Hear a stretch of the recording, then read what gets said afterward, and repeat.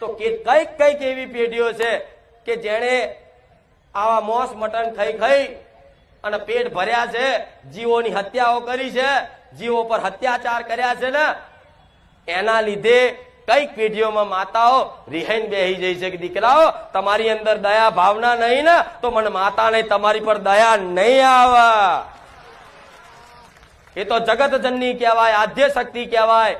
એના માટે તો દરેક જીવ હરખા, નોની કીડીથી મોડીને હાથી ઊંધીના જે જનાવર જીવ જંતુ છે ને એના માટે દરેક હરખા હોય.